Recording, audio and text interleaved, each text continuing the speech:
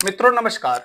मित्रों आज एक बार पुनः काशी एक रहस्य की इस श्रृंखला में मैं आप लोगों के साथ बनारसी साड़ी के विषय में चर्चा करूंगा, जिस पर प्रकाश डालने के लिए हमारे साथ उपस्थित हैं प्रोफेसर जसमिंदर कौर जी। महोदया प्रणाम। महोदया आप हमारे दर्शकों को बताइएगा कि बनारसी साड़ी की उत्पत्ति और विकास किस प्रकार हुआ है। देखिए, ऐसा टेक्सटाइल के मामले में थोड़ा-सा ये कहना मुश्किल है कि इसकी उत्पत्ति कब हुई थी। जी क्योंकि हम सभी जानते हैं जो टेक्सटाइल है वो हमारे पहनने, ओढ़ने और दाह संस्कार से जुड़ा हुआ है। जी और समय के साथ इसमें ये एनवायरनमेंट के साथ, क्योंकि धूप, गर्मी, सर्दी का इसके ऊपर प्रभाव पड़ता है, तो इसका संरक्षण करना भी मुश्किल है। इसलिए हमें बहुत पुराना एविडेंस तो नहीं मिलता कि बनारसी साड़ी कब बननी शुरू हुई। जी जो हमें एविडेंस मिलते हैं वो 19वीं शताब्दी से मिलते हैं, जो पुराने सैंपल हैं हमें। लेकिन हमें जो हमारे लिटरेचर हैं, जो हमारा साहित्य है, वो जी हमें काफ़ी कुछ बताता है कि कभी बनारस में बुनाई का बहुत लंबा बड़ा उद्योग रहा था, और आज भी है, लेकिन उस समय भी व्यवस्थित उद्योग था। और सूती कपड़े के लिए बनारस फेमस था, जी जिस पे जरी की किनारी होती थी। तो जो आज हम बनारसी साड़ी देखते हैं, ये काफ़ी बाद में डेवलप हुई है, उसके पहले सूती कपड़े के लिए जाना जाता था। हम्म, तो वैदिक साहित्य है, और इसके अलावा पाली और जैन ग्रंथों में, जातक कथाओं में ऐसे बहुत सारे वर्ड आते हैं, जैसे काशीकुट्टम, काशिकाय, वाराणसी, ऐसे बहुत सारे शब्द बनारसी वस्त्रों के लिए यूज़ हुए हैं। जी इसके अलावा एक बहुत अच्छा रेफरेंस मिलता है कि जब महात्मा बुद्ध जी का जो शरीर था, पार्थिव शरीर था, वो इसी बनारस के बने हुए कपड़े से लपेटा गया था, और जिसपे नीली-पीली आभाएँ मार रहा था।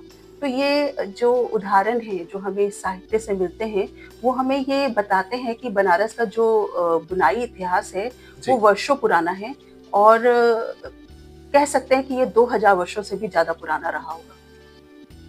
इसके अलावा हमें अगर मैं इसके विकास की बात करूँ, उसके बाद हमें जो रेफरेंसेस मिलते हैं वो अजंता के भित्ति चित्र हैं। जी फिर इसके अलावा मुगल काल में ऐसा मुगल काल का डायरेक्ट संबंध तो बनारस से नहीं रहा, लेकिन ऐसा कहा जाता था कि यहाँ की बुनी पगड़ियाँ जाती थीं। और इसके अलावा जो ट्रैवलर्स आते थे, जिन्होंने उस समय बनारस का भ्रमण किया, उन्होंने अपने यात्रा वृत्तांतों में बताया कि किस तरह से यहाँ पे वस्त्र की जो वस्त्र बनते थे, वो उत्कृष्ट कोटि के बनते थे। तो ये सारे उदाहरण हमें बनारस की एक लंबी अनवरत चल रही बनारसी जो साड़ी की बुनाई की, या बनारसी वस्त्रों की, मैं सिर्फ जी साड़ी नहीं कहूँगी, क्योंकि बनारस में पहले कई वैरायटी के, कई प्रकार के वस्त्र बनाने की परंपरा रही, लेकिन पहचान जो है वो बनारसी साड़ी बनारसी की वजह साड़ी से की बनी। वजह से। तो जो इतने प्रकार बन रहे थे बनारस में, उससे ये लंबे समय से चली आ रही थी परंपरा। जी मैम धन्यवाद। मुझे लगता है जिस तरीके से आपने काशी की साड़ी मतलब बनारसी साड़ी की उत्पत्ति के विषय में बताया, आपकी बात को सुन करके दर्शकों की अभिलाषा शांत हो जाएगी। मैम अगला प्रश्न मेरा रहेगा कि बनारसी साड़ी का उल्लेख किसी प्राचीन ग्रंथों या फिर ऐतिहासिक अभिलेख में प्राप्त होता है क्या? हाँ, दिव्य दान है, मैंने बताया जातक कथाओं से संबंधित है, जैन ग्रंथों में है, ऐसे ग्रंथों के तो मुझे नाम नहीं इतने याद हैं, जी लेकिन जैन ग्रंथों में है, और जातक कथाओं में बड़ा अच्छा सा इसका रेफरेंस मिलता है, हम्म, जिसमें बनारस के हिरण्य वस्त्रों के बारे में, जो सोने और चांदी के वस्त्र बनते थे। जी इंटरेस्टिंग बात है कि पहले सोने और चांदी के वस्त्र बनते थे, सिल्क हम्म, बहुत बाद में आई है, जिसमें कपड़े पे सिर्फ सोने और चांदी का ही आभा दिखाई देती थी। लेकिन बाद में आप जानते हैं कि सोने और चांदी की जो क्वालिटी है, और उसमें भी गिरावट आई है, और प्लस उसकी जो प्योरिटी है उसमें भी उतनी फाइन नहीं है। नहीं तो पहले वो कपड़े सिर्फ सोने चांदी के बनते थे। हम्म, बाद में सिल्क का इंट्रोडक्शन होता है उसमें कलर लेने के लिए, जी और उसको और अधिक सुंदर बनाने के लिए, तो सिल्क बहुत बाद में इसमें इंट्रोड्यूस होता है। तो ऐसे बहुत सारे लिटरेचर हैं, वैदिक ग्रंथ हैं, जिनसे हमें बनारसी, और मैंने अभी बताया कि यात्रा वृत्तांतों में हमें मिलता जी है। आईने अकबरी से ऐसा कोई बनारसी स्पेशली वस्त्र के बारे में उल्लेख नहीं होता है कि वहाँ, क्योंकि हमारे बनारस में कोई कारखाना नहीं रहा जी जी जी मुगलों का। लेकिन वृत्तांतों में कहीं न कहीं आता है कि यहाँ के बने हुए वस्त्र यहाँ भेजे जाते थे, या उपहार स्वरूप दिए जाते थे। इन सब का रेफरेंस से हमें आइडिया लगता है कि बनारस जो है वो एक लंबी परंपरा को जी रहा है बनारसी लोगों की। महोदय, अभी आपने मुगल की बात करी, तो मेरा अगला प्रश्न उससे रहेगा कि मुगल काल और ब्रिटिश शासन ने बनारसी साड़ी की बुनाई पर क्या प्रभाव डाला? देखिए, मुगल का ऐसा कोई डायरेक्ट इस पे कोई प्रभाव नहीं था। अच्छा। ऐसा कुछ प्रभाव नहीं था। क्योंकि लेकिन ऐसा मानते हैं कि क्योंकि कोई भी मैंने जैसे बताया कि आईने अकबरी में ऐसा कहीं भी उल्लेख नहीं मिलता है कि यहाँ पे कोई कारखाना था। लेकिन हम मान के चलते हैं कि कुछ जो प्रभाव है, वो कला का आता है एक दूसरे से दूसरी जगह पे। जी। उसका प्रभाव ज़रूर बनारस पे आया होगा और इसका बहुत अच्छा उदाहरण है शिकारगाह। जो मोटिव शिकारगा। है जिसमें हम देखते हैं कि जो एकदम जहांगीर के समय में बहुत प्रचलित मोटिव रहा था, उसका इन्फ्लुएंस हमें देखने को मिलता है। तो कहीं न कहीं और जो इंट्रिकेसी है जो डिज़ाइन की, वो भी कहीं न कहीं प्रभावित रही होगी मुगल जी। से। अदरवाइज़ ऐसा कोई कारखाना यहाँ पे मुगलों का कोई एस्टेब्लिश नहीं था, जो आगरा में, दिल्ली में, लखनऊ में रहा, पर यहाँ पे ऐसा कुछ नहीं था। काशी में ऐसा नहीं था। काशी में ऐसा नहीं था। इसके अलावा आपने कहा कि ब्रिटिश लोगों का। ब्रिटिश। तो ब्रिटिश का जो मेरा जो जो मैंने पढ़ा है, जी। उसमें ब्रिटिश का एक इन्फ्लुएंस डिजाइन के रूप में हमें देखने को मिलता है कि बनारसी कारीगरों की एक खासियत थी कि उन्होंने जो नई चीजें आई उनको अपने साथ आत्मसात किया और उसे अपने रंग में रंग दिया। तो बनारसी साड़ी में जो डिजाइन्स हैं उसके ऊपर हमें ब्रिटिश इन्फ्लुएंस देखने को मिलता है। 20वीं सेंचुरी में यहाँ से कुछ वीवर्स उनको लंदन में जाने का मौका मिला था यूके में, और वहाँ पे उन्होंने वॉलपेपर, विलियम मॉरिस के वॉलपेपर देखे थे और फिर वो बड़े प्रभावित हुए उसके डिजाइनों से। ये केवल बहुत फेमस डिजाइनर है बाहर के, और जिनके डिजाइन बहुत फेमस थे एक समय पे और अभी भी बहुत फेमस हैं।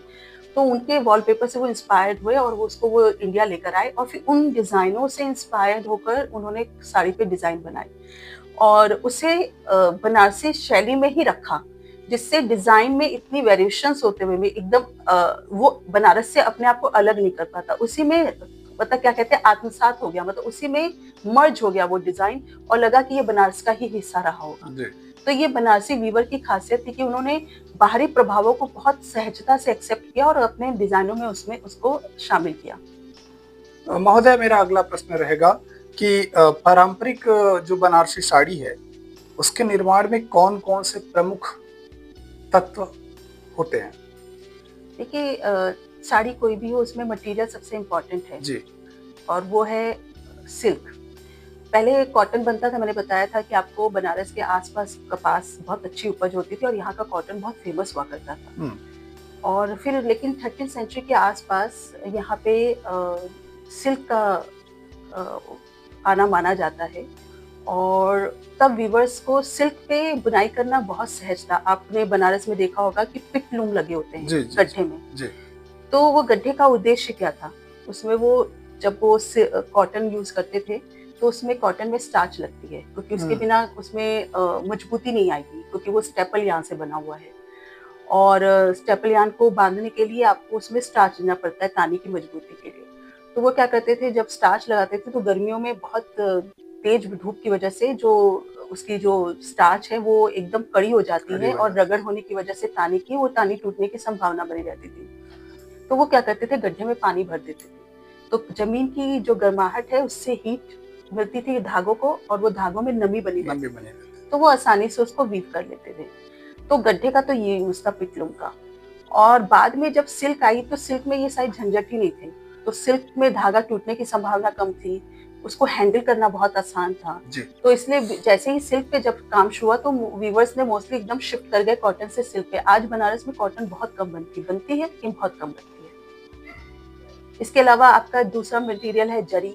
क्योंकि सिल्क के साथ आपका जरी का बहुत, क्योंकि बनारसी साड़ी की जो पहचान है वो जरी की वजह से है।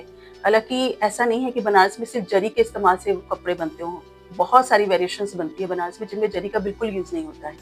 लेकिन बनारस की खासियत ये भी है कि उसने अब जरी के प्रयोग में ही अपने आप को बहुत आगे निकाला है। तो उसमें जरी के इस्तेमाल करते हैं। तो जो हम प्योर साड़ी है उसमें पहले तो मैंने बताया था कि केवल प्योर चांदी और सोने का इस्तेमाल होता था, लेकिन बाद में प्योरिटी और उसको हैंडल करना बहुत मुश्किल होता है बुनाई के वक्त। तो अब कॉटन या सिल्क के ऊपर जरी का एक मेटल की वायर लगा के उसके ऊपर सोने या कुछ सिल्वर की पॉलिश करते हैं, तो वो एक महंगाई की वजह से वो अफोर्डेबल हो जाता है। तो जरी की कई वैरायटी हैं, जैसा आप मटेरियल यूज कर रहे हैं, अगर आप प्योर कपड़ा, प्योर सिल्क का इस्तेमाल करके हैंडलूम पे बना रहे हैं तो उसमें प्योर जरी का इस्तेमाल होगा। लेकिन अगर आपका पावर लूम है तो नेचुरल बात है कि पावर लूम के कपड़े की वो कॉस्ट ही नहीं निकलेगी, इसलिए उस पर नकली जरी का इस्तेमाल या पाउडर जरी का इस्तेमाल कर लेते हैं। वो प्लास्टिक के ऊपर लिपटी हुई रहती है, पॉलिश रहती है। तो इस तरीके से जरी का इस्तेमाल भी जिस तरह का प्रोडक्शन हो रहा है उसके ऊपर है। तीसरा इसका सबसे मुख्य पार्ट है कि इसमें जो आप इस्तेमाल कर रहे हैं जैकार्ड। तो बनारस में पहले जो काम होता था बुनाई का, वो ज्यादातर होता था जाला टेक्निक्स, गठवा टेक्निक से, जिसमें आप पेपर पे डिजाइन बनाते थे और तानी के नीचे रखकर उसके हिसाब से धागों को उठाते थे। तो वो बड़ा टाइम कंज्यूमिंग था। और उसके बाद फिर दूसरी टेक्निक डेवलप हुई नक्शे की, जाले की, जिसमें एक फ्रेम पे ही पूरे डिजाइन को सेट कर लिया जाता था और इसमें लूम के ऊपर लूम के तानी की तरफ सेट कर दिए जाते थे। और दो वीवर तानी की तरफ में और दो वीवर बाने की तरफ, जहाँ वीव होना है कपड़ा वहां बैठते थे। इसको ड्रॉ लूम भी कहते हैं। तो दो वीवर पीछे से डिजाइन के धागे उठाने का काम करते थे, आगे के दो वीवर जो कपड़ा बिनने वाले हैं वो उसमें उसकी सहायता से डिजाइन बनाते थे। लेकिन इसमें भी टाइम बहुत लगता था और 4 वीवर्स को एंगेज करना पड़ता था, तो कपड़े की कॉस्ट बहुत ज्यादा हो जाती थी। तब हमारे यहाँ जैकार्ड आया। तो जैकार्ड एक तरह से रिवाइवल रहा बनारसी साड़ी में, और इससे डिजाइन बनाना इतना आसान हो गया कि आज डिपेंड करता है कि आप कितने जैकार्ड, कितने हुक्स को बढ़ा सकते हैं, कम कर सकते हैं। तो बनारस की एक खासियत ये भी है कि जैकार्ड को उसने अपने हिसाब से मतलब मॉडिफाई किया। होता ये है कि जैकार्ड का जो हमारे बनारस में जैकार्ड यूज होता है वो वीवर अपने लूम के हिसाब से उसको सेट करता है। तो आप उसमें यही लोकल आर्टिसंस उसको अपने हिसाब से मॉडिफाई करके इस्तेमाल कर लेते हैं जैसी उनकी नीड होती है। तो ये भी एक डिजाइन बनाना वीविंग साड़ी पे बहुत आसान हो गया। तो आज जितनी भी बनारस में साड़ियाँ बनती हैं वो मोस्टली जैकार्ड पे बनती हैं। फिर इसके ऊपर अभी पावर लूम आया हुआ है। तो अभी हाथ से नक्शा और जाला के कारीगर तो लगभग खत्म ही हैं। एक दो वीवर हैं जो जाला तकनीक को रिवाइवल रखे हुए हैं, क्योंकि बेसिक अगर नहीं पता होगा तो हम एडवांसमेंट में नहीं जा सकते। तो बेसिक को बचा के रखा गया है। इसके अलावा हमारा डिजाइन है। हम जानते हैं कि बनारस में एक साड़ी की जो जान है वो बनारसी डिजाइन है उसके कुछ पारंपरिक अलंकरण हैं, और जिसको अगर हम चेंज कर दें तो बनारसी साड़ी पहचान में नहीं आएगी। तो उसको भी, जैसे उसके कोनिया है, झाल है, जंगला है और बॉर्डर है, किनारी है, ऐसे बहुत सारे उसके एक फिक्स अलंकरण है। उसी के साथ वीवर्स ने या डिजाइनर ने एक्सपेरिमेंट किया है, और वो डिजाइनिंग भी एक इम्पॉर्टेंट पार्ट है जो साड़ी को एक नया रूप देती है, लेकिन साथ ही साथ उसको उसकी पारंपरिकता से जोड़ के भी रखती है ताकि उसकी पहचान न खत्म हो। तो ये सारी चीजें हैं जो बनारसी साड़ी बनाने के लिए आपको जरूरत है। और साथ में इसके साथ हर काम के लिए लगे हुए लोग, एक जो मेरा ऑब्जर्वेशन है, कुछ 13 से 14 चरण होते हैं एक बनारसी साड़ी बनाने के लिए। तो एक लंबा प्रोसेस है और हर प्रोसेस का अपना एक एक्सपर्ट आदमी है। ऐसा नहीं कि जो साड़ी के डिजाइन बना रहा है वही वीव कर रहा है, ऐसा नहीं। काम अलग अलग, सबका काम अलग अलग है। अगर किसी का काम बॉबिन भरना है तो वो बॉबिन भरने का काम करेगा, किसी का ग्राफ पेपर बनाने का काम है तो ग्राफ। तो हर आदमी का अपना काम बटा हुआ है और उसी हिसाब से काम करते हैं। जैसे रंगाई का काम करने वाले जो सिल्क और ताना और बाने को रंगने का काम करते हैं वो सिर्फ रंगाई का काम करते हैं। तो इस तरह से हर काम सेक्टर में बटा होने की वजह से हर आदमी अपने काम में अच्छी परफॉर्मेंस दे रहा है। महोदय, अभी आपने बनारसी साड़ी की पहचान की बात करी, तो मेरा अगला प्रश्न यही रहेगा कि हमारे दर्शक बनारसी साड़ी की पहचान कैसे कर पाए? ये एक बहुत बड़ा इशू है जब आज हर कोई नकली को असली कहकर बेच रहा है जी। और हमें समझना होगा इसको कि जो असली साड़ी है वो सड़क पे नहीं बिकती, सबसे बड़ी बात है। दूसरा, जो प्योर बनारसी साड़ी होती है, अगर आप उसमें सिल्क इस्तेमाल है तो सिंपल से अगर उसका एक धागा भी आपको मिल जाए तो अगर आप उसको थोड़ा सा बर्न करेंगे, जलाएंगे, तो अगर वो राख जैसे में हो जाए या और जैसे प्रोटीन फाइबर होता है तो थोड़ी सी एनिमल्स जैसी जब स्किन जलती वैसी हल्की सी स्मेल आती है, तो शायद एक दो धागे में ना आए, लेकिन वो टपकेगा नहीं। वो ऐसे जैसे आपस में सिकुड़ेगा नहीं। जैसे प्लास्टिक को आप जलाते हैं वो तो सिकुड़ती है और टपकने लगती है ना, एक बूंद बनती है। लेकिन अगर प्योर होगा तो वो राख बन जाएगी। तो उससे आप आसानी से पहचान लेंगे कि सिल्क है। जरी के लिए भी बड़ा आसान सा पहचान तरीका है कि जरी को अगर आप उसको जलाएंगे तो वो या उसके ऊपर हल्की सी भी आयरन लगाएंगे तो वो चिपकने लगेगी, तो प्लास्टिक लगी हुई है उसके अंदर, प्योरिटी नहीं है। और अगर वो प्योर सिल्क, प्योर जरी है, तो आप उसको देख के भी पहचान लेंगे कि इसमें जो जरी इस्तेमाल हुई है वो प्योर है, क्योंकि वो एक तो उस खींचेंगे तो उसमें से धागा दिखाई देगा आपको अंदर से। जी। तो इससे आसानी से पहचान लेकिन अगर मान लीजिए आप धागा भी नहीं निकाल सकते, क्योंकि नेचुरल बात, आप शोरूम में जाएंगे तो कोई धागा निकालने नहीं देगा, कुछ नहीं देगा, तो आप उसमें सिंपल सा एक किनारा, एक तरीका है, हर कपड़े की एक सैल्वेज होती है, जो भी कपड़ा होता है उसका एक किनारा होता है। जब कोई भी कपड़ा बनता है तो मैं इसको दिखा देती हूँ, क्योंकि इसको बताना बहुत मुश्किल है ऐसे बिना दिखाए। ये कपड़े का एक किनारा होता है, थोड़ा सा कॉम्पैक्ट होता है, मतलब सघन बुनाई होती है यहाँ पे। इसको हम लोग कहते हैं सैल्वेज, किनारी कपड़े की। ये कपड़े को मजबूती देती है। तो जब वीवर वीव करता है तो वो इसमें इसके जो, जब एक चौड़ाई में कपड़ा वीव करता है तो वो सिकुड़े ना, तो उसके बीच में एक टेम्पल लगाता है, एक लकड़ी का।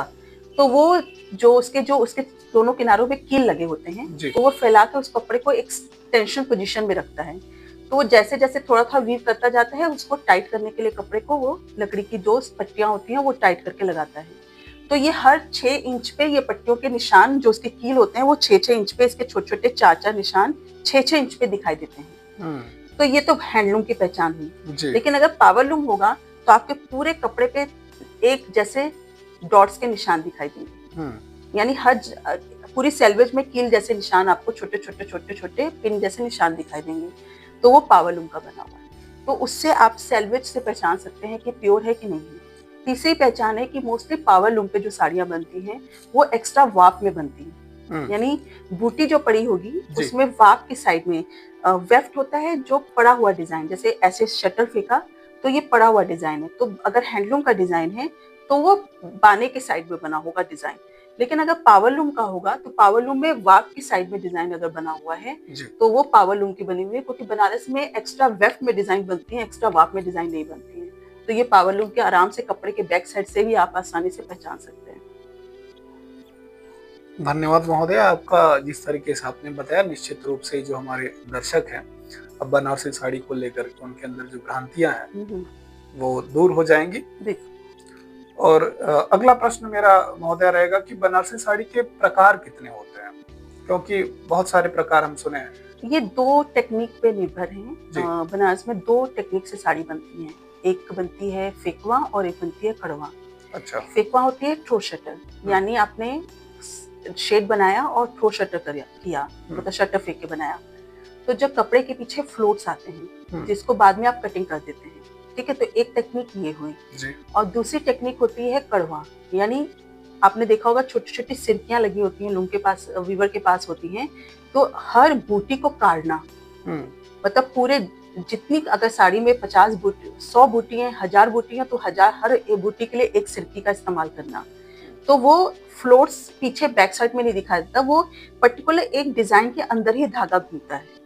तो ये साड़ी जो है इसको कहते हैं कड़वाइयां, जैसे एम्ब्रॉयडरी कर रहे हो लूम के धागे में, ताने के धागे में एम्ब्रॉयडरी कर रहे हो। और इससे कॉस्ट का भी फर्क पड़ता है। कड़वा की साड़ी थोड़ी महंगी होती है, टाइम लगता है, 3 महीने लग जाते हैं बनाने में, डिपेंड करता है आप डिजाइन कैसे बना रहे हैं। इसी टेक्निक का फॉलो करके रंग काट के डिजाइन बनाते हैं, जिसमें एक ही ताने में आपको एक ही साड़ी में 3-4 कलर दिखाई दे रहे हैं। यानी एक तो रंग होते हैं डिजाइन के अंदर भरना, और एक होता है बैकग्राउंड में रंग भरना। तो जो बैकग्राउंड में अगर आपको रंग 3-4 दिख रहे हैं तो वो रंग काट टेक्निक है। तो वो पावरलूम पे पॉसिबल नहीं है और थ्रो शटर के थ्रू पॉसिबल नहीं है। और पावरलूम पे सिर्फ थ्रो शटर से काम हो सकता है, कड़वा टेक्निक से काम नहीं हो सकता। तो ये खासियत है इसकी। दूसरा, आपने बोला वैरायटी कितनी है, तो बनारस में इन्हीं 2 टेक्निक पे बहुत वैरायटी है। तो सबसे पहले तो हमारा बनारसी ब्रोकेड हुआ, उसके अलावा हुआ पोत और थान। जैसे पोत और थान, या उसको बाफ्ता भी कहते हैं, जिसमें आप क्या कहते हैं कि कपड़े के सिल्क के कपड़े पर दूर दूर बूटियां बनी हुई है, वो थान में मिलता है। आप उसमें से कटवा के आप उसकी शेरवानी बना लीजिए या फिर उसकी जैकेट बना लीजिए, उसका मल्टीपर्पज है। सूट बना लीजिए, जैसा आपको यूज में है, ब्लाउज बनवा लीजिए, जैसा आपको बनवाना हो। तो वो थान में रनिंग मटेरियल बनता है, सिल्क के ऊपर दूर दूर बूटियां पड़ी हुई। तीसरी वैरायटी इसकी आती है जिसमें टिश्यू है, जिसमें सिल्क है और बेस में जो सिल्क रहेगा और जो वीविंग है, वेफ्ट है, वो जरी की रहेगी। जी। तो वो झिलमिल, जैसे आपने गंगा के किनारे सूर्य का जो प्रकाश पड़ता है, जो झिलमिल वाला लुक होता जी, है, जी। वो प्रभाव इस पे दिखाई देता है। और ज्यादातर इसका जो यूज होता है वो साफा बांधने या गले में, आपने शादी में देखा होगा, या तो पगड़ी में या गले में डालने के लिए साफा के तौर पे यूज होता है। फिर तीसरा इसका एक और वैरायटी है अब्रवान करके, जिसमें जो कपड़ा है बिना उसमें सिल्क का, जरी का इस्तेमाल करके बनाते हैं, और प्योर सिल्क का रहता है, और उसका इस्तेमाल ज़्यादातर शेरवानी और जैकेट्स के लिए या सदरी के लिए इस्तेमाल होता है। इसके अलावा शिफॉन और जॉर्जेट पे एक वैरायटी बनती है। ऐसे इस तनछुई है।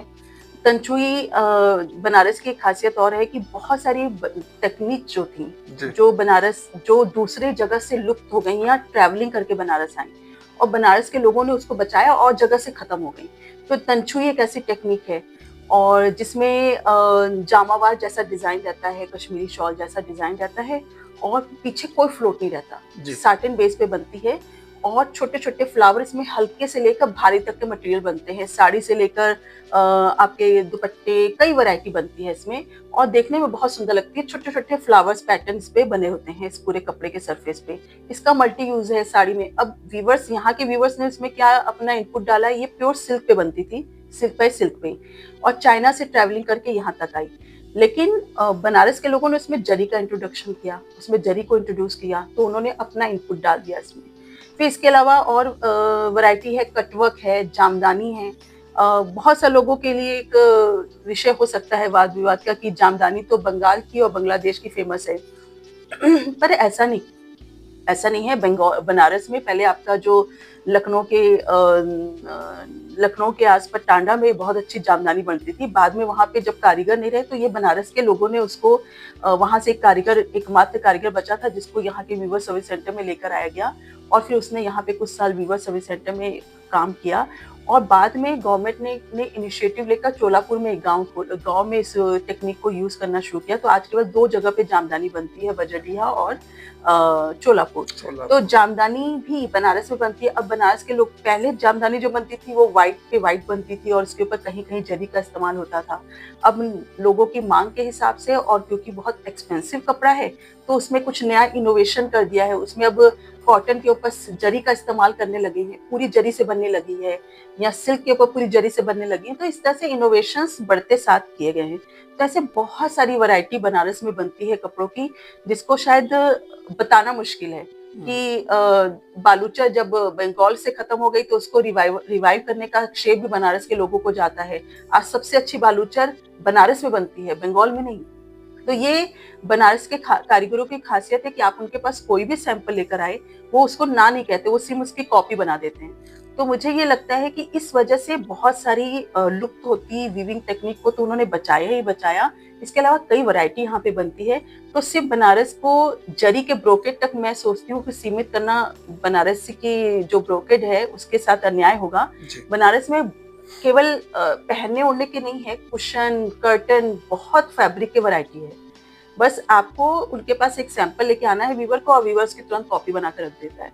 तो ये बनारस के और किसी भी क्षेत्र की, भारत के किसी भी क्षेत्र की ये खासियत नहीं है, विश्व के किसी भी क्षेत्र की ये खासियत नहीं है जो बनारस के बुनकरों की खासियत है। इसके लिए हमारे बनारस के जो बुनकर हैं वो बधाई के पात्र हैं। बिल्कुल बिल्कुल बिल्कुल, ये उनकी वर्कमैनशिप है, और उनका जो टेक्निकल नॉलेज है, जो उन्होंने अपने काम से लगातार मेहनत करके हासिल किया है, वो टेक्निकल स्किल सबके पास नहीं है। महोदय, अगला प्रश्न मेरा रहेगा कि बनारसी बुनकर समुदाय की वर्तमान स्थिति बनारस में कैसी है? देखिए, अगर मैं आज से 10 साल पहले मैंने अपना कैरियर जो शुरू किया था as a designer, Banarasi sari designer के तौर पे किया था, और मेरे समय में बहुत अच्छा काम चलता था। जब मैं 1985 में काम करना शुरू किया था बनारसी साड़ी के लिए जी। उसके बाद 2000 तक आते आते मैंने बनारसी का धीरे धीरे पतन होते देखा। डिज़ाइन की जगह सूरत की नकली साड़ियाँ यहाँ पे पूरी मार्केट में छाने लगी। पूरी बनारसी साड़ी न बिक के उसके जो थान बनते थे पावरलूम पे, उसको कट करके ड्रेस बनाना, तो बनारसी साड़ी के साथ इतने इनोवेशंस हुए कि उसका असली रूप खत्म हो गया। तो इसने बनारसी साड़ी को बहुत प्रभावित किया। निश्चित रूप से जब आपकी मांग कम होने लगेगी और बनारसी की पहचान खत्म, आपको यही ना पता चले कि आप बनारसी खरीद मतलब आपने ये जो फैब्रिक खरीदा ये एक्चुअल बनारसी है कि नहीं, क्योंकि उसके अंदर इसकी कोई पहचान ही नहीं थी। तो मैंने वो दौर भी देखा है। निश्चित रूप से उससे बनारस के वीवर्स जो हम रोज अखबार में पढ़ते थे कि कोई कुम्हार का काम शुरू कर दिया, कोई रिक्शा चलाने लग गया, किसी ने आत्महत्या कर ली, इस तरह की चीजें अक्सर हमें न्यूज़पेपर में दिखाई देने लगती थी। लेकिन 2000 आई थिंक 17-18 के बाद मैंने एक थोड़ा सा बदलाव देखा और बहुत इनिशिएटिव लिए गए गवर्नमेंट की तरफ से। काफ़ी डिज़ाइनर्स को इसके साथ जोड़ा गया और नई बनारसी साड़ी जो एक बहुत ही जरी की प्योरिटी नहीं थी और स्टिफ होने लगी थी, क्योंकि नई जनरेशन जो है, हमें वक्त के साथ जो नई जनरेशन की डिमांड है, जो जिनको पहनना है उनको अपने साथ रखना होगा। अगर हम उनको नहीं पहना पा रहे हैं, क्योंकि वही इस हेरिटेज को कैरी करके लेके जाइए अपने साथ, तो उनकी यही था कि जो उसके अंदर फ्लेक्सिबिलिटी नहीं है, उसके अंदर लोच नहीं है कपड़े के अंदर और बहुत स्टिफ रहता है, पहनने में कंफर्टेबल नहीं है, क्योंकि प्योरिटी नहीं थी, सिल्क की प्योरिटी नहीं थी, जरी की प्योरिटी नहीं थी। ये सब चीजें धीरे धीरे बनारस में का बहुत नुकसान किया। और नेचुरल बात है, जब कस्टमर्स नहीं रहेंगे तो वीवर के पास काम नहीं है और वीवर को तो काम ही नहीं मिलेगा और इसकी वजह से वो काफी उनके लिए बुरा वक्त रहा। लेकिन बीच में फिर बहुत अच्छा काम भी आया, काम भी मिलने लगा, नई टेक्निक को रिवाइवल किया गया, जरी की क्वालिटी को इम्प्रूव किया गया, सिल्क को इम्प्रूव किया गया, सिल्क को अवेलेबल करवाया गया, बहुत सारे क्लस्टर खोले गए। तो मैं मान के चलती हूँ और वीवर्स की बहुत सारी स्कीम्स भी लागू की। अब मैं ये नहीं, इस पे मैं डिस्कस नहीं कर सकती कि उसका कितने लोगों ने बेनिफिट उठाया, किन लोगों ने उठाया, पर हाँ हेल्थ बीमा है, बिजली की सब्सिडी, लूम पे सब्सिडी देना और उनको क्लस्टर पे रॉ मटेरियल कम रेट पे अवेलेबल करना, लूम के इक्विपमेंट प्रोवाइड करना, ये सारी गवर्नमेंट की स्कीम्स रही और बहुत लार्ज स्केल पर चली, जहाँ जहाँ वीविंग के क्लस्टर्स थे। लेकिन बहुत अच्छा उद्योग चला, बहुत पैसा भी लोगों ने कमाया और लोगों के स्टेटस में भी सुधार। आप इसका बदलाव देख सकते हैं कि जो केवल डीलर थे वो उन्होंने अपनी मैन्युफैक्चरिंग यूनिट खोल ली। आज जितने शोरूम आज आपको बनारस में दिखते हैं उतने कभी नहीं रहे थे बनारस में। लेकिन प्रॉब्लम है एक बनारस के साथ, आज फिर बनारस उसी दौर में आ गया है जो पहले की था। अगर आप अपने काम के साथ ईमानदारी नहीं रखेंगे तो नुकसान आप ही को झेलना है। और इसका फिर से हम उसी स्टेज पे खड़े हैं, ईमानदारी। बनारस में आज भी लोग प्योर साड़ी के नाम पे नकली साड़ी बेच रहे हैं। देखिए, कस्टमर एक बार ठगता है तो वो 10 लोगों को बोलता है वहां मत जाना, मेरे को इन्होंने ठग लिया। और ये आदत से बनारस बाज नहीं आ रहा है। तो मुझे वो खुद के पैर पर कुल्हाड़ी मार रहे हैं और इसका असर हर एक के ऊपर हो रहा है। बनाने वाले के ऊपर है, जो असली बेच रहा है वो भी झेल रहा है, जो उसको वीव कर रहा है वो भी झेल रहा है। क्योंकि प्योर साड़ी बनाने में एक वीवर, 2 वीवर लगते हैं और कम से कम उसमें 1 महीना, 15 दिन, 20 दिन, 25 दिन देते हैं। आप उसकी मेहनत को पावर लूम की तुलना करके बेच रहे हैं। तो आप कम से कम जो प्योर है प्योर कहिए और जो नकली है नकली कहकर बेचिए। देखिए, बहुत पैसा कमाने के चक्कर में आप अपने कस्टमर्स खो रहे हैं। तो मेरा जो ऑब्जर्वेशन है कि आज की डेट में बनारस इससे स्ट्रगल कर रहा है कि जो असली साड़ी है वो लोग नकली साड़ी खरीद के ले जा रहे हैं। पावर लूम की बन रही है तो आप पावर लूम कह के भेजिए। इतनी स्कीम्स गवर्नमेंट ने लागू की हैं, सिल्क मार्क योजना लागू की है, हैंडलूम मार्क योजना लागू की है, पर उसका इम्प्लीमेंट उस लार्ज स्केल पे नहीं हो पा रहा है जिस तरीके से होना चाहिए था। देखिए, इतनी गद्दियां हैं, इतने लोग इस व्यवसाय से जुड़े हुए हैं ना कि हर एक के ऊपर आप ऑब्जर्व नहीं कर सकते कि कौन क्या कर रहा है। और हर आदमी इतना जानकार नहीं है कि वो उसी गद्दी पे पहुंचे जहाँ प्योर बिकती है। वो आया है कम समय के लिए, 1 दिन के लिए, 2 दिन के लिए, उसको जो सामने पड़ता है उसके यहाँ से खरीदता है। और जो सामने वाला है वो उसको आनंद, जैसा उसके सामने वाले की उसको समझ में आए, उसको उस रेट पे वो साड़ी बेच रहा है। कोई फिक्स ऐसी संस्था नहीं है, ऐसा ऑर्गेनाइजेशन नहीं है जो ये निर्धारित करे कि इस साड़ी का प्राइस इससे ज्यादा नहीं हो सकता है। कॉस्ट पे कोई कंट्रोल नहीं है। तो ये सारी चीजें बनारस को बहुत नुकसान कर रही है। मानिए बहुत ज्यादा नुकसान है इससे। वो व्यापारी जो प्योर हैंडलूम साड़ी बना रहे हैं वो त्रस्त हो रहे हैं।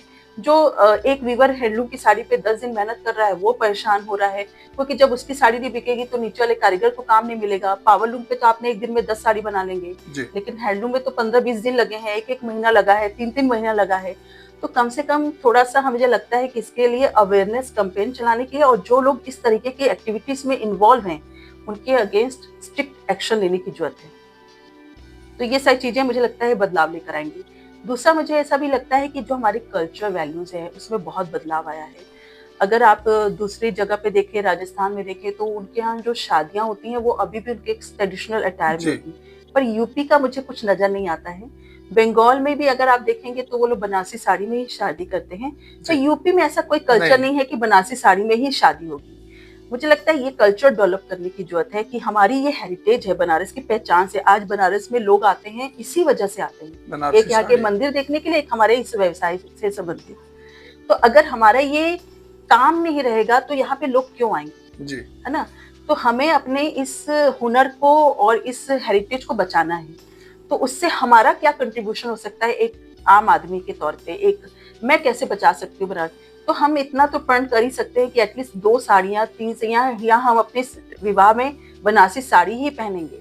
अगर एक दुल्हन ये ठान ले तो इतनी शादियाँ होती हैं, तो कम से कम हमारा जी। सहयोग हो जाएगा, क्योंकि एक लहंगा में आप 2-3 लाख रुपया खर्च करते हैं और एक अच्छी साड़ी आप 50,000 में खरीद लेंगे, तो आपकी साड़ी भी जनरेशन टू जनरेशन अगले पास जाएगी और वो आप उसको कभी भी पहन जाए। 7 मीटर कपड़ा, धरोहर भी बची रहेगी। धरोहर भी बचेगी और 7 मीटर साड़ी को कभी भी कैसे भी रैप कर लीजिए। लेकिन एक लहंगा में बॉडी चेंज हो गई, कलर स्कीम चेंज हो गई, लेकिन जो ट्रेडिशनल साड़ी है उसका तो कभी सीजन ऑफ होता ही नहीं है। तो मुझे लगता है कि ये सारी चीजें से हम बनारस के वीवर को के काम को बचा सकते हैं, यहाँ के हुनर को बचा सकते हैं लंबे समय तक। धन्यवाद महोदया। मुझे लगता है कि आपकी बात को भारत सरकार जरूर ध्यान रखेगी और हमारे जो दर्शक हैं वो भी आपकी बात को सुन करके विवाह में बनारसी साड़ी को लेने की इरादा रखेंगे। अभी आपने पावर लूम की बात करी महोदया, तो उसी को ध्यान में रखते हुए साड़ी उद्योग पर मशीनों और पावर लूम का कैसा प्रभाव रहा है, आप दर्शकों को बताने की कृपा करें। देखिए, ऐसा पहले था पर अब नहीं है। देखिए, दोनों के लिए अलग अलग मार्केट है। आज जो हैंडलूम की साड़ी है उसके वीवर्स गिनती के बचे हैं, और जिस तरह से मटेरियल की और जरी की कॉस्ट, आप जानते हैं सोने और चांदी का रेट बहुत बढ़ा हुआ है, उससे कपड़े के ऊपर फर्क पड़ता है, बनावट के ऊपर। अब जो भी हैंडलूम पे साड़ी बना रहा है वो नकली जरी का इस्तेमाल तो नहीं करेगा, और नेचुरल बात है कि उसके ऊपर गोल्ड की पॉलिश है और सिल्वर की पॉलिश है, तो उसका भी वेट होता है, उसके भी ग्राम, कितने ग्राम सोना लगा है, कितने ग्राम सिल्वर लगा है, उस हिसाब वो सारी रेट कैलकुलेट होते हैं एक बनारसी साड़ी के बनाने में। तो मुझे ऐसा लगता है कि और हर आदमी का बस नहीं है कि वो 40,000 की साड़ी, 50,000 की साड़ी खरीद पाए।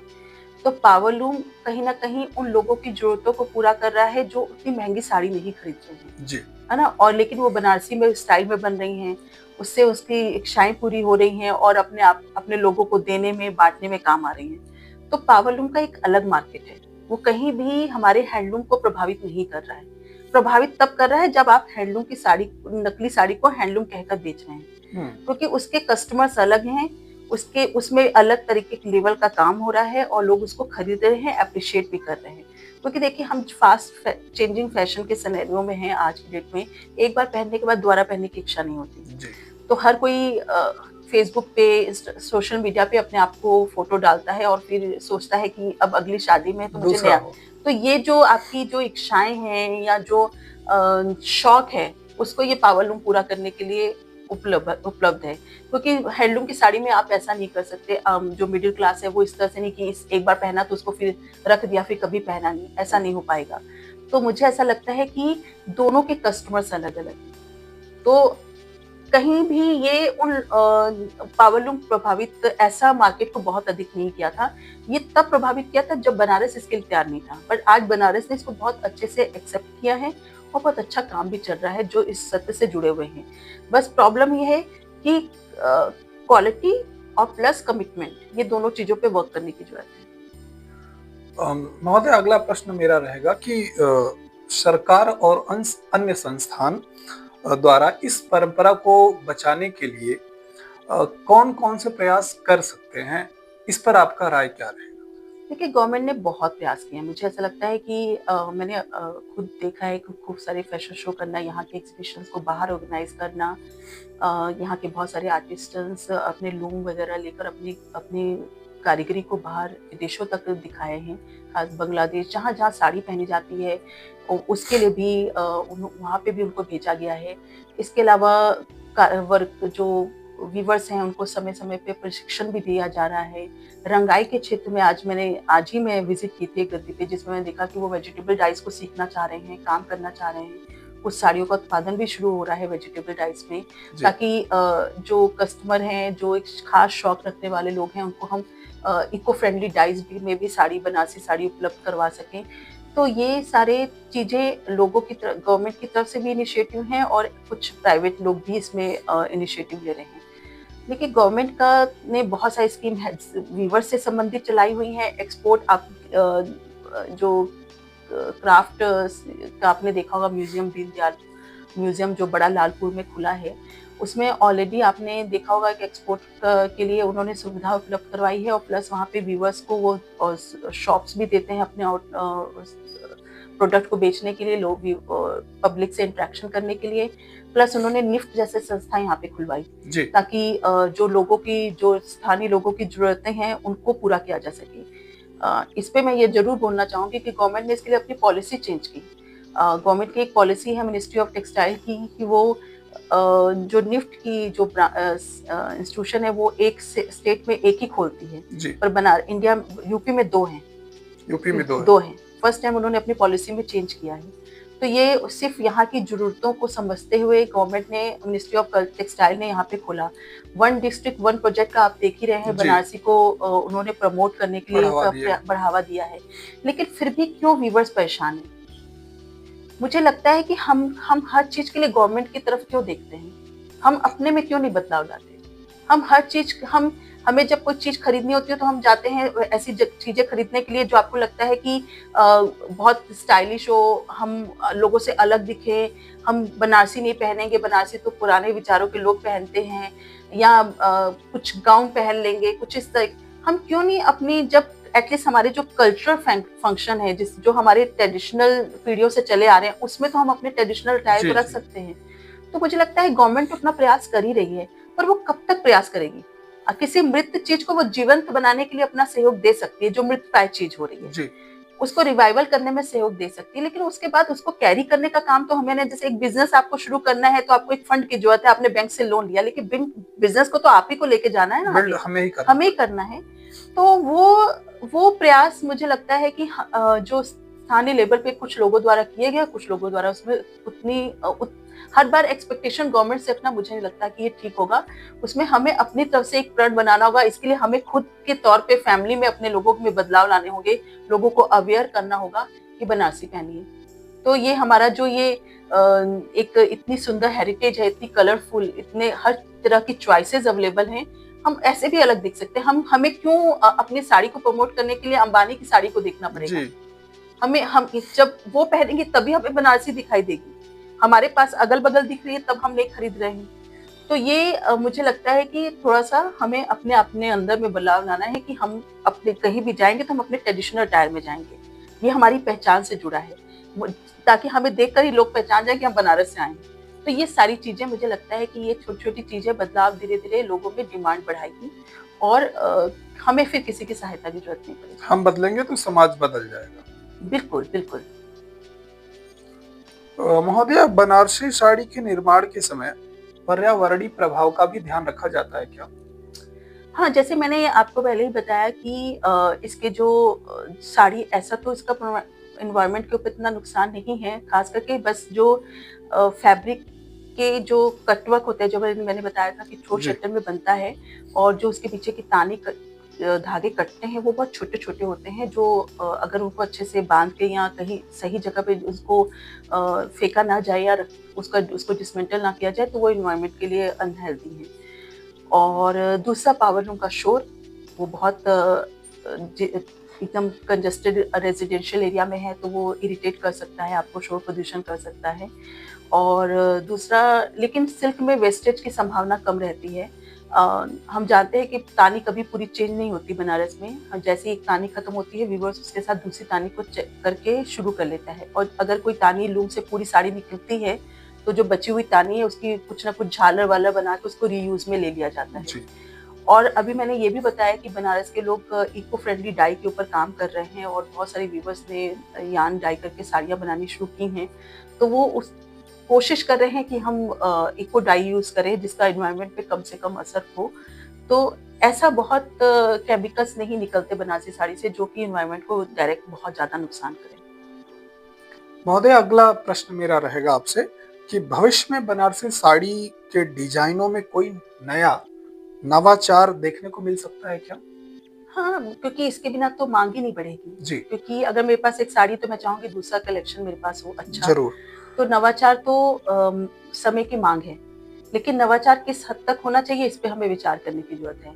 मैंने पहले भी बताया कि बनारस के कुछ पारंपरिक अलंकरण हैं, कुछ पारंपरिक सेटिंग्स हैं, जी, जैसे कोनिया है, नीचे की तरफ उसका जो बॉर्डर है, छोटी बेल, बड़ी बेल, मोटरा, झालर, कांगड़ी, ऐसे बहुत सारे इसके स्पेशल जाल। जी, तो अगर हम उसी पारंपरिक डिजाइन के अंदर, क्योंकि देखिए हैंडलूम की डिजाइन के साथ इनोवेशंस बहुत ज्यादा नहीं किया जा सकते। जी, अगर मैं 50,000 की साड़ी ले रही हूँ और उसके साथ बहुत इनोवेशन मॉडर्न डिजाइन बने रहेंगे तो मैं एक बार पहनूंगी तो फिर मैं वो 10 साल बाद वो पुराना लग पुराना जाएगा। वाला। लेकिन अगर मैंने एक पारंपरिक डिजाइन वाली 50,000 की भी साड़ी खरीदी है, मैं उसको 50 साल बाद भी निकालूंगी ना, वो आज भी उतनी ही नई लगेगी जी, जितनी की वो पहले आज के थी। दिन थी। हाँ, जी, जिस दिन खरीदी थी उस दिन और 50 साल बाद भी उतनी। क्योंकि मेरी मदर की कुछ साड़ियां हैं जो एकदम ट्रेडिशनल में है, लेकिन जब मैं आज निकालती हूँ तो मुझे लगता है आज भी उतनी ही ट्रेंडी है। वो देखने में लगता है कि मैं आज भी पहनूंगी तो ये पुरानी नहीं लगेगी, एकदम लगता है कि एकदम ट्रेडिशनल डिजाइन है। तो ट्रेडिशनल डिजाइन की ये एज होती है कि वो कभी एज ओल्ड नहीं होती, वो हमेशा नई रहती है। आज निकालिए 10 साल में निकालिए, 100 साल बाद निकालिए। तो इनोवेशंस ऐसे होने चाहिए जो आपके पारंपरिक अलंकरणों के साथ बहुत खिलवाड़ ना करें, और आपके किन किन के ऊपर आप इनोवेशन करना है इसके ऊपर सोचने की विषय है। जी, लेकिन हाँ, आपको पावरलूम पे आपको इनोवेशन है, जो कि पावरलूम की सस्ती साड़ी है, आप उसको पहनिए, फेंकिए, 2 बार पहनिए, 4 बार पहनिए, 10 बार पहनिए और उसके बाद उसको भूल जाइए, क्योंकि वो रखने वाला चीज नहीं है, जी, यूज एंड थ्रो है। तो उस साड़ी के साथ आप बहुत सारे इनोवेशन कर सकते हैं, वो आपकी उस जरूरत को पूरा कर सकता है अगर आपको रोज नई साड़ी पहननी है। जी, तो मुझे लगता है कि बनारस में ये दोनों चीजें हैं इस समय। तो जो लोग बहुत इनोवेशन चाहते हैं वो उस तरह की साड़ी के साथ कर सकते हैं, लेकिन मुझे लगता है कि अगर आप 50,000 1 लाख की साड़ी खरीदेंगे तो नेचुरल होता है वो ट्रेडिशनल हो। उसके साथ आप कभी झालर को छोटा बड़ा कर सकते हैं, छोटी बेल को हटा सकते हैं, और कभी बड़ी बेल में आप कुछ नए फ्लावर्स को इंट्रोड्यूस कर सकते हैं। लेकिन सेटिंग जो अरेंजमेंट है बनारसी साड़ी का, वो अगर वैसे ही रखेंगे तो मुझे लगता है कि बहुत आप साड़ी को नया रूप भी दे देंगे, और प्लस उसमें नया इनोवेशन हो सकता है। कलर स्कीम्स, क्योंकि देखिए इस कपड़े की पहचान कलर से होती है। जी, डिजाइन सेकेंडरी हमारे यहाँ कहते हैं कि सबसे पहले जब आप किसी शोरूम में जाते हैं तो सबसे पहले आप बोलते हैं कि मेरे को एक चॉइस है कलर, डिजाइन की चॉइस नहीं होती है, पहले कलर। कलर की चॉइस होती है। तो आप सबसे पहले कलर से पसंद करते हैं। तो कलर्स तो सीजन के साथ और समय के साथ चेंज होते रहते हैं। तो आप कलर के साथ इनोवेशन कर सकते हैं, कलर कॉम्बिनेशन अच्छा कर सकते हैं। कभी पेस्टल कलर की साड़ी चलती थी, अभी ब्लैक में खूब अच्छी चल रही है। जी, कभी बनारस की तो पहचान ही है रानी कलर, फिरोजी कलर, उदा कलर, बैंगनी कलर, ये सारी कलर जो है वो एक तरह से ट्रेडिशनल कलर है बनारसी के। तो ये कलर्स के साथ आप इनोवेशन करिए, कलर्स नए कलर स्कीम लेकर आइए, अच्छी कॉम्बिनेशन होगा तो डिजाइन कैसा भी होगा वो अच्छा लगेगा। जी। तो ये सारी चीजें हैं जिनके ऊपर आप काम करके साड़ी की डिमांड को बढ़ा सकते हैं बहुत अच्छे से।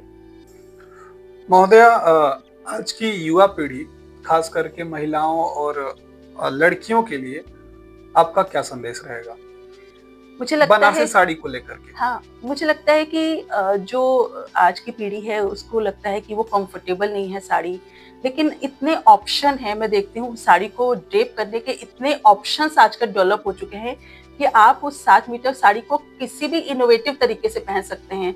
आप उसको पजामे के साथ पहन लीजिए, आप उसको केवल पल्लू के मतलब स्टाइलिश वे में लहंगे के साथ पहन लीजिए, मतलब दुपट्टे को बनारसी को, या लहंगे स्टाइल में बांध लीजिए साड़ी को, और या फिर उसके सूट्स बना लीजिए, पैंट शर्ट बना रहे लोग उसके साथ, पूरा जो एक कोट पैंट टाइप का उसको तरह बना रहे हैं।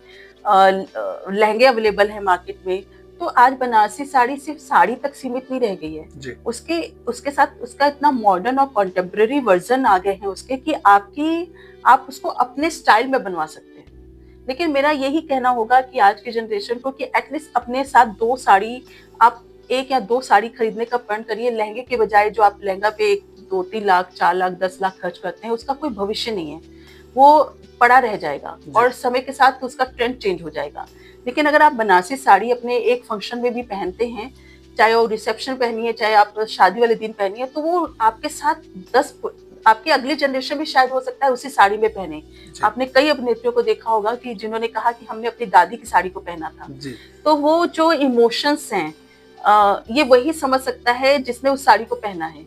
आपको ऐसा लगता है उनकी ब्लेसिंग्स आपके साथ चल रही हैं। तो ये एक तरह से प्रेशियस ज्वेलरी की तरह आप इन्वेस्टमेंट करते हैं। अगर आप एक ट्रेडिशनल साड़ी लेते हैं, जी। आज आपको लग रहा है आपने 50,000 की साड़ी बहुत महंगी लग रही है, लेकिन 1 लाख की साड़ी बहुत महंगी लग रही है। लेकिन यकीन मानिए कि वो आपके साथ जनरेशन टू जनरेशन जाएगी अगर आप उसको अच्छे से रखते हैं। तो आप अगली पीढ़ी को उसको दे सकते हैं कि ये तुम्हारी मदर ने पहनी थी, ये तुम्हारी ग्रैंड मदर ने पहनी थी। तो ये इमोशन सोचिए, जो है। इमोशंस जो है उस साड़ी के साथ, उसको समझ के खरीदिए। वो एक साड़ी नहीं है, वो एक इमोशन से भरिया हुआ आपका सार है। जब आप उसको पहनते हैं शादी में, और फिर वो जब आप अपने साथ शेयर करते हैं कि ये साड़ी मैंने पहनी थी और इसकी आपकी बेटी इसको पहनती है, तो आप समझ सकते हैं कि वो एक्सप्रेशन कैसे होते होंगे। तो मुझे ऐसा लगता है कि उसको इन्वेस्टमेंट के तौर पे देखिए। उसको एक, जैसे आप एक ज्वेलरी खरीदते हैं वैसे ही आप बनारसी साड़ी को खरीदिए। तो मुझे लगता है कि आपका ये छोटा-छोटा, जैसे कहते हैं ना, बूंद-बूंद से सागर बनता है। आपका ये छोटा-सा कंट्रीब्यूशन समझिए कि वीवर के घर की रोटी चला रहा है। तो आप ये सोच के भी कर सकते हैं, अगर आपको दान-धर्म करने का शौक है तो आप सोच लीजिए कि मैं 50,000 साड़ी की खरीद कर इसमें से मान के चलिए कि इसमें 10,000 जो है या 25,000 जो है वो इस पेशे से जुड़े हुए लोगों के पास जा रहा है।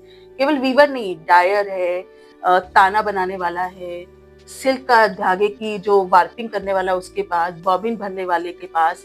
तो उस पेशे से जुड़े हुए कम से कम एक साड़ी आपने खरीदी तो 25 लोगों को आपने रोजगार दिया है। तो ये सारी चीजें अगर हम अपने पारंपरिक चीजों को खरीदेंगे तो मुझे लगता है कि आपका यही सबसे बड़ा कंट्रीब्यूशन होगा इस सोसाइटी के लिए, इस क्राफ्ट को बचाने के लिए। आपकी बात को निश्चित रूप से मेरे दर्शक ध्यान में रखेंगे। और महोदय, आपने काशी में अपना इतना समय बिताया है, तो काशी में आपका अनुभव कैसा रहा? आप हमारे दर्शकों को बताने की कृपा करें। मेरा तो अनुभव, मैं कहूँ कि मुझे काशी ने बहुत, मेरा जब मैं यहाँ पे बीएफए में एडमिशन लिया था तभी मेरे पास डिज़ाइंस, बनारसी साड़ी के डिज़ाइंस के ऑर्डर आने लगे थे। और मैंने मुझे बनाने में बनारसी साड़ी का बहुत बड़ा, ये बनारस उद्योग का बहुत बड़ा कंट्रीब्यूशन रहा है। क्योंकि अगर ये उद्योग नहीं होता तो मैं बहुत अर्ली एज में, छोटी एज में मैंने पैसा कमाना शुरू किया और उससे मैंने अपनी पढ़ाई पूरी की। तो मुझे लगता है कि मुझे स्वावलंबी और सेल्फ डिपेंडेंट बनाने में बनारसी उद्योग का बहुत बड़ा योगदान रहा। और जहाँ तक बनारस में रहने का अनुभव है, मुझे लगता है इससे बड़ी बिंदास जगह कोई हो नहीं सकती। यहाँ हर आदमी अपनी लाइफ को जीता है और जो आज़ादी का जो असली मजा आपको लेना है तो वो बनारस है, जहाँ हर आदमी के अपने एक विचार हैं, तर्क वितर्क है, अपनी एक कहानी है। और आप बस आपको इंटरेक्शन करने आना चाहिए और आपको जैसी भी परिस्थितियां हैं, जो यहाँ का कल्चर है, जो यहाँ का लोगों की लाइफस्टाइल है, उसको अगर आप इंजॉय करने शुरू कर देंगे तो आपको लिए कोई चीज भी मुश्किल नहीं लगती है। तो मुझे लगता है कि बनारस का जो अक्खड़पन है वो मैंने यहाँ से सीखा है। और निश्चित रूप से यहाँ का जो लोकल क्राफ्ट था उसने मेरे को बहुत हेल्प की है मुझे मेरे कैरियर बनाने में। तो निश्चित रूप से मैं इस कंट्रीब्यूशन को, मैं तो कभी इसको भूल नहीं पाऊंगी और मैं हमेशा एहसानमंद हूँ कि इस रोजगार ने, इस व्यवसाय ने, या इस हेरिटेज ने और इस क्राफ्ट ने मेरे को अपने पैरों पे खड़ा करना सिखाया और मुझे एक अच्छे इंसान के तौर पे अपने आप को डेवलप करने का मौका दिया। मालवीय जी के लिए 2 शब्द आपके लिए क्या होंगे? मैं जब भी मालवीय जी के लिए सोचती हूँ, मेरे लिए वो बस उनका नाम लेना भी मुझे लगता है कि बहुत बड़ी बात हो गई। मैं सोचती हूँ कि एक इंसान के तौर पे इतना बड़ा सपना कैसा देखा होगा उन्होंने। जी। आज ये इतनी बड़ी यूनिवर्सिटी उन्होंने एस्टेब्लिश की है और इसने सिर्फ यूनिवर्सिटी नहीं एस्टेब्लिश की, उन्होंने एक पूरे बनारस का जो विकास है उसमें बहुत बड़ा रोल दिया है शिक्षा के क्षेत्र में। और स्टूडेंट तो यहाँ पढ़ने आते ही हैं, एक सपने लेकर आते हैं और हम जैसे लोगों का जो कैरियर यहाँ से जुड़ा है, ये सारी चीजें मुझे लगता है, क्या उन्होंने इस लेवल तक कभी सपना देखा था कि यूनिवर्सिटी यहाँ तक जाएगी जहाँ इतने विषयों के एक साथ। आज हम एनईपी की बात करते हैं जी। हम आज मालवीय जी के ही उन्हीं विजन को फॉलो कर रहे हैं एनईपी में। हमारी संस्था तो, उन्होंने तो बहुत पहले ही इसको यहाँ पे कि सब मल्टी डिसिप्लिनरी एजुकेशन को लेकर उन्हें यहाँ पे, कौन ऐसा यूनिवर्सिटी है जहाँ पे साइंस, इंजीनियरिंग और मेडिकल एक प्लेटफॉर्म पे हो। तो मल्टीडिसिप्लिनरी एजुकेशन को तो वो महत्व वो बहुत पहले से समझते थे और पहले बहुत यही सोचकर यूनिवर्सिटी बनाई कि कला और जो विज्ञान है उसका संगम यहाँ पर हो।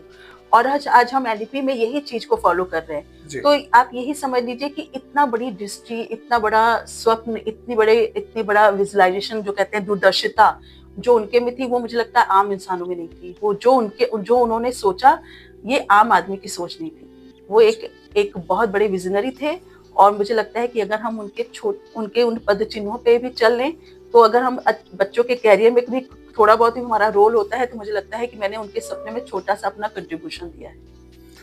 महोदय, आपके पास समय का इतना अभाव रहता है, लेकिन फिर भी मेरे एक बार कहने पर आपने मुझे पॉडकास्ट करने के लिए समय दिया। इसके लिए आपका बहुत बहुत धन्यवाद। थैंक यू मुझे आमंत्रित करने के लिए।